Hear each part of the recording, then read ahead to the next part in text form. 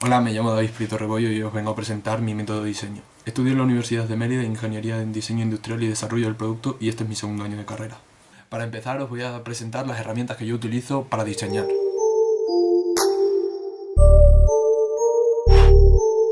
Yo en mi caso para proyectar lo que uso es un bloc en blanco para dibujar todos nuestros bocetos, nunca hay que despedirse del lápiz. Tras ello, ya requiere un poco más de presupuesto, yo utilizo una tableta gráfica, una Wacom Intuos, que lo que nos sirve es para digitalizar todos nuestros bocetos. Y tras ello también tengo una tableta más grande, una tableta gráfica de 27 pulgadas con pantalla en la cual puedo ver a la vez que dibujo. Eso te da un montón de ventajas, ya que a la hora de bocetar es súper rápido y súper intuitivo. Para ello utilizamos varios programas, en mi caso utilizo sobre todo Photoshop y Sketchbook. Ahora sí que sí, vamos a presentar la estructura del método de diseño, es decir, los pasos que hay que seguir para llevar a cabo un buen proyecto.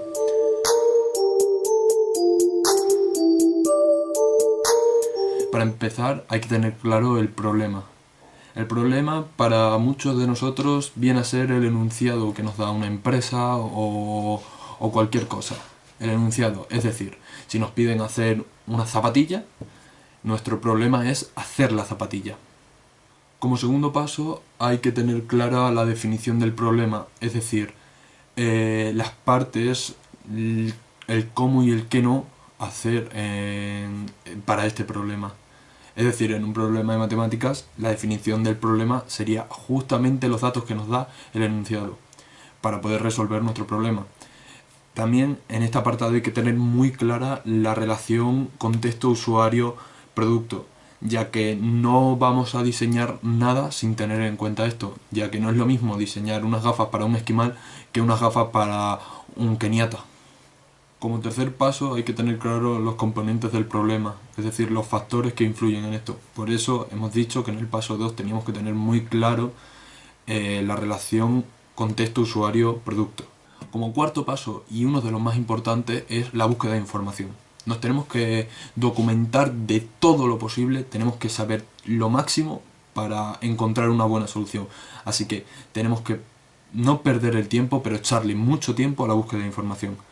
Para ello, las herramientas de hoy en día, el internet como principal y luego millones de enciclopedias, millones de empresas que se dedican a ello, ir y preguntar, no hay que tener miedo ni vergüenza, hay que preguntar y saber. Lo más importante es saber, cuanto más sepas, mejor va a ser tu proyecto. Tras una exhaustiva búsqueda de información hay que analizar todos los datos, ya que si estamos haciendo un flexo, por ejemplo, hemos buscado un montón de información, hemos buscado un montón de tipos de flexo, de pie, de mesa, un montón, pero también hemos buscado información sobre la ergonomía de este, ya que no es lo mismo hacer un flexo para un niño que para un adolescente, no es lo mismo hacer un flexo para la lectura que un flexo para estudio, o un flexo para estar con el ordenador, ya que las intensidades de luz no son la misma, ya que la altura del flexo no es la misma, etcétera, etcétera, etcétera. Una vez visto toda esa información, vamos a analizarla, vamos a quedarnos con lo que más nos importa, con lo que más chicha tiene para nosotros. Una vez hecho el análisis de información, sabemos lo suficiente como para hacer ese flexo, ¿no? Ahora tenemos que tener en cuenta el presupuesto que tenemos, a quién está dirigido ese producto, ya que no es lo mismo hacer un flexo para una persona de poder adquisitivo alto como para una persona que no tenga tanto poder adquisitivo. Entonces ahí entran en juego los materiales. Hay que tener en cuenta la resistencia, la durabilidad y el peso, por ejemplo, de ese flexo. Para ello es muy importante saber sobre materiales. Eso habría que haberlo hecho a la búsqueda de información y si no, una vez analizado los datos, dices, lo quiero hacer de metal. Vale, pues buscas sobre los diferentes tipos de metales que hay.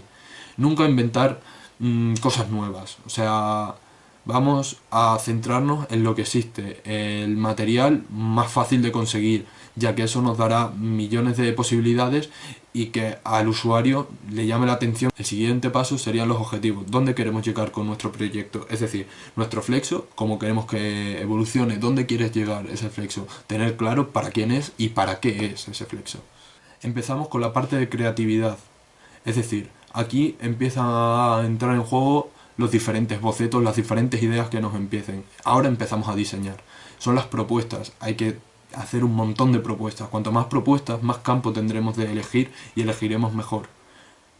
En este paso de las propuestas entrará en juego el brainstorming, que es una lluvia de ideas donde todos esos los plasmaremos como bocetos, como pequeñas palabras donde nosotros sepamos reflejar lo que queremos. Tras el brainstorming, para decidir sobre nuestra propuesta, realizaremos una tabla PUG, es decir, una tabla en la cual alfanuméricamente definiremos cuál es mejor, teniendo en cuenta ponderaciones y diferentes aspectos de nuestro proyecto.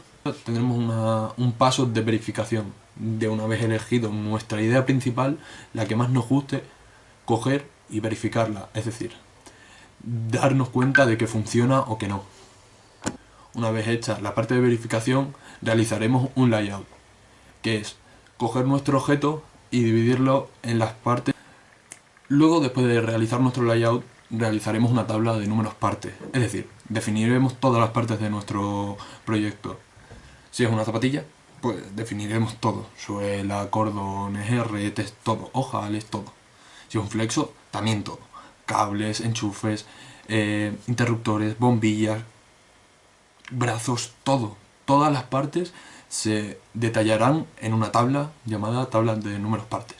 Esta tabla corresponderá a cada parte un código alfanumérico, así la identificaremos.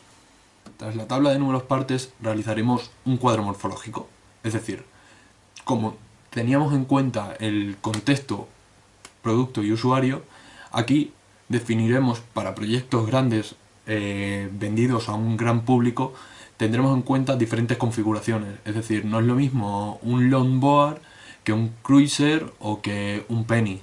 Esto se diferencia en la longitud de la tabla, lo cual dispondremos de varias configuraciones para ello. Una vez definido nuestro objeto, nuestro proyecto, dispondremos a hacer un prototipado, un maquetado, para ver que en efecto esto funciona. Realizados todos estos pasos, llegamos a la conclusión.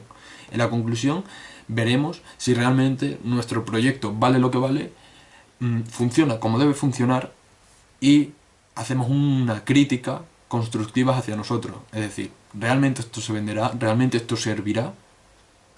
Una vez realizado el paso de la conclusión, llegaremos a la solución final. Es decir, una vez analizado nuestro proyecto, nuestra decisión, vemos la solución final. Es decir, ahora sí que sí, vamos a realizarlo, vamos a construirlo, vamos a venderlo, vamos a dárselo a una empresa para que nos lo hagan, pero una vez hecho todos los demás pasos.